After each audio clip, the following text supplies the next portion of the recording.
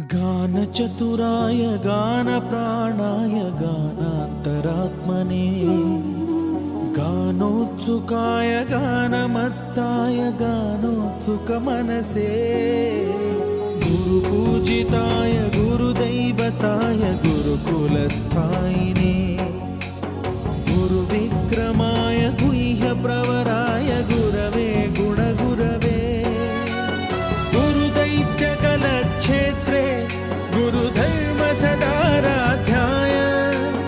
गुरुपुत्रपरित्रात्रे गुरुपाखण्डखण्डकाय